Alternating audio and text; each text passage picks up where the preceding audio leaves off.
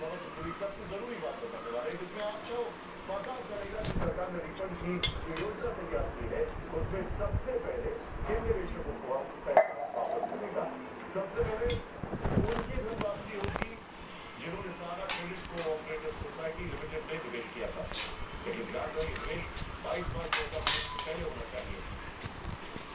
इसी तरह जिन्होंने सहारा यूनिवर्सल मल्टीपर्पज सोसाइटी लिमिटेड और हमारा India credit cooperative society limited में पैसे इन्वेस्ट किए थे, उन्हें भी पहले रकम वापस मिल जाएगी, लेकिन 22 मार्च 2022 वाली शर्तें कल भी लागू। इसके अलावा एक और society stars multipurpose cooperative society limited के 29 मार्च 2023 से पहले के निवेशक भी आज ले सकते हैं। 1,60,00,000 निवेशकों को एक पोर्टल के अंदर पंजीकरण करने का अधिकार है, जिनकी पूरी राशि लौटाई जाएगी।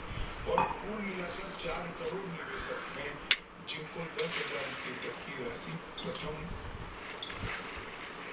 दृष्टि से उनको वापिस की जाएगी। जिन्होंने निवेश नहीं किया है, इसको किसी भी तरह से यहाँ से रिफंड नहीं मिल सकता, और निवेश जिन्होंने किया है वो कोई रोक नहीं सकता। कई सालों का इंतजार होगा होने वाला, ये काफी अच्छे से बता रहे हैं। टमाटर वाले बनाते हैं, सारा निवेश का पैसा उसका क्या है, हाँ क्या टमाटर वाले बनाती सरकार सहारा और अब सहारा से बड़ाई अध्यक्ष केंद्रीय सूचना एवं प्रसारण मंत्री अनुराग ठाकुर की बड़े ओटीटी प्लेटफॉर्म जो पेट में लगी उससे बड़े भटली को पकड़ा दो तेरी तो उसे भटका दो। राजघाट के आसपास कई इलाके अब भी पानी पानी। दिल्ली के उपराज्यपाल वी के सक्सेना ने ट्रैक्टर पर बैठकर वाटर और चुनाव का दौरा किया। केरल के पूर्व सीएम मोहन चांडी के निधन पर या वैक्सीन पर जो सवाल उठाए गए थे वो मुद्दा। पृथ्वी बीटीसी कक्षा में पहुंचा चंद्रयान 3। इसरो ने कहा 1 जुलाई की रात को धरती की कक्षा से बाहर निकल जाएगा। पश्चिम बंगाल के कोलकाता पहुंची बीजेपी की फैक्ट फाइंडिंग कमेटी। बीजेपी तो इसमें इनका क्या होता होगा, इसके अंदर क्या होता होगा चंद्रयान के अंदर? अभी इंसान नहीं गया ना कोई भी।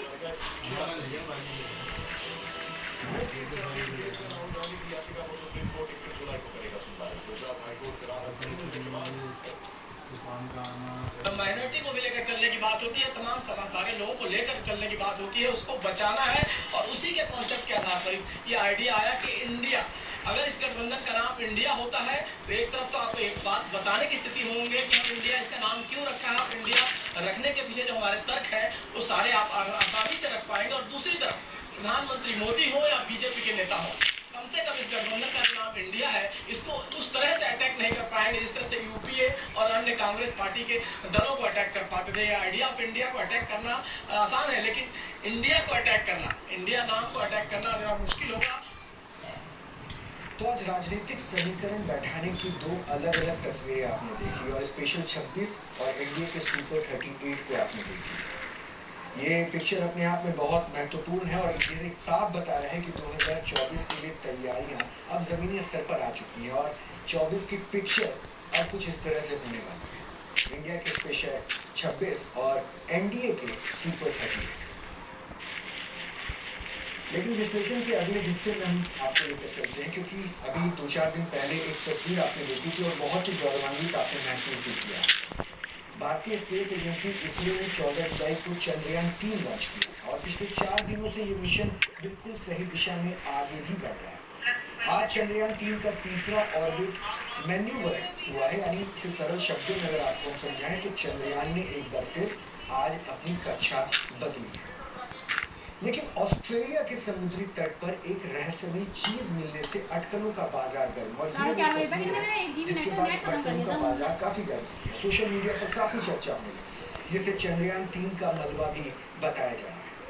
और ये रहस्यमयी चीज पश्चिमी ऑस्ट्रेलिया के जूलियन खाड़ी के पास समुद्र के किनारे पर मिली, जिसे चंद्रयान 3 का टुकड़ा बताकर सोशल मीडिया पर वायरल किया जा रहा है। इस रहस्यमयी चीज की जांच अब ऑस्ट्रेलियाई स्पेस एजेंसी ने कर दी। ऑस्ट्रेलिया की स्पेस एजेंसी ने इस तस्वीर को ट्वीट करते हुए जो बातें कही वो मैं सबसे पहले आपको बताता हूँ।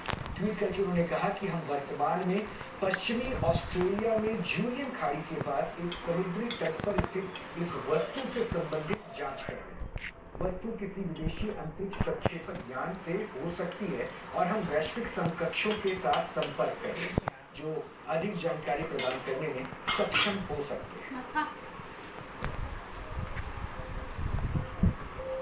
It appears to be a possible fuel tank from a rocket that has been launched in the last 12 months.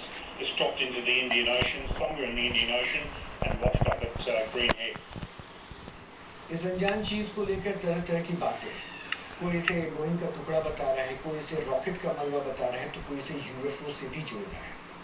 वैसे जब भी कोई रॉकेट लॉन्च होता है तो उसके कई चरण होते हैं।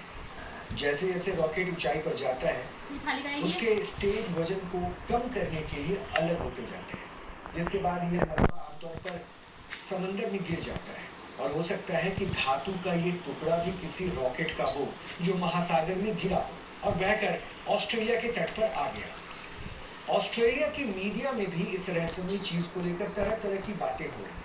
आपको आज हम वो भी दिखाएंगे कि किस तरह की चर्चा ऑस्ट्रेलिया की मीडिया में हो रही है, क्योंकि भारत ने 4 दिन पहले चंद्रयान 3 की सफल लॉन्चिंग की है और अब सवाल यह है कि क्या ऑस्ट्रेलिया के तट पर जो तस्वीर में आपको नजर आ रहा है ये रहस्यमयी चीज चंद्रयान 3 से कोई कनेक्शन इसका हो सकता है। इसकी ऑस्ट्रेलिया की स्पेस एजेंसी अब जांच नहीं कर रही है।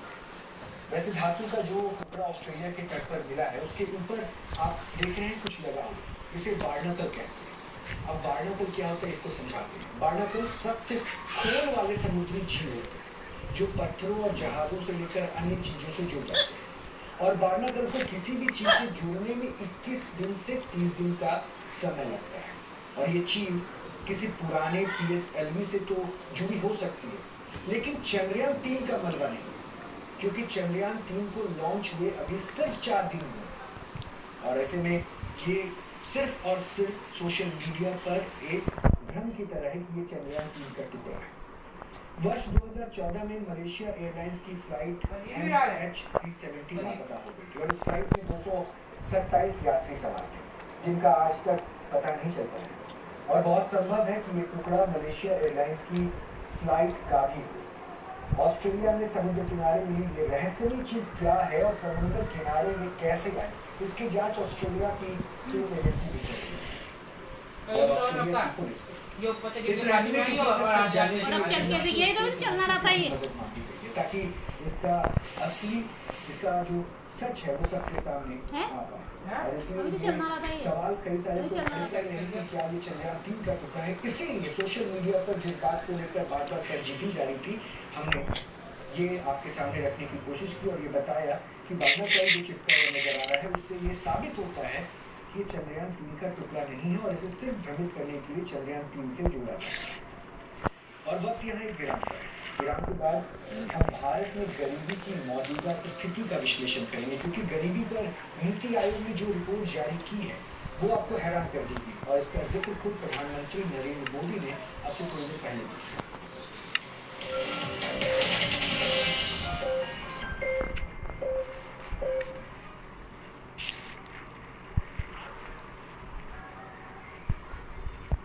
इन पर जरूर पड़े इसका इंतजाम किया गया था।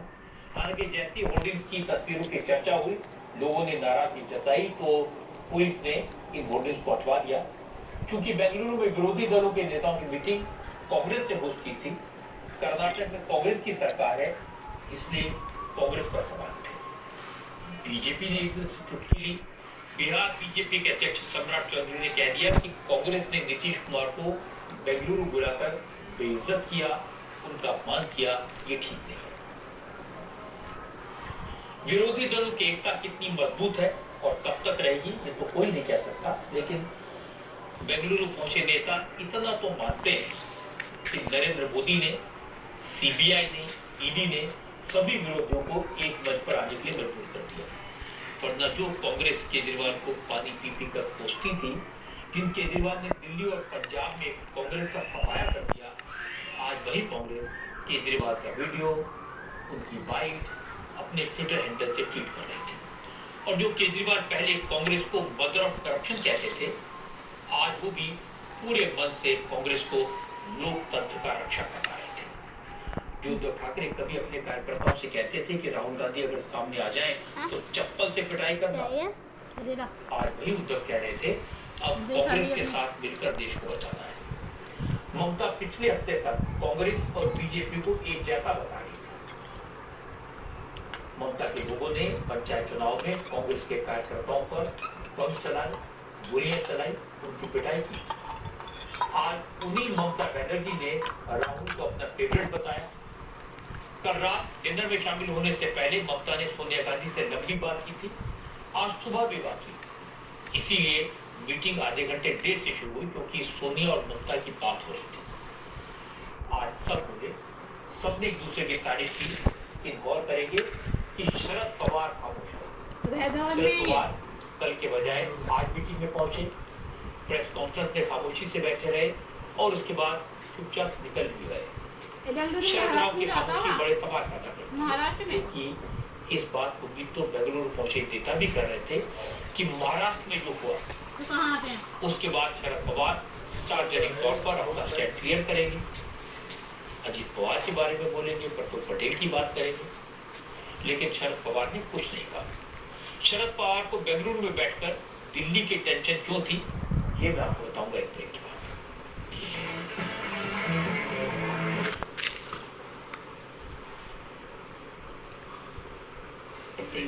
ये तो रेस्टोरेंट से टेस्टी है। Taste with best shahi paneer masala from Everest. वो सीनियर ही गया जो जूनियर के टेम्परेचर है, स्वाद ही अलग आता है। क्योंकि ये जनाब सब पता है, प्रॉब्लम तो उनको होती है जूनियर का क्रेडिट का, समझ रहे हैं। मुल्तानी कुछ भी अपने हक का खाओ, सब कुछ बचाओ।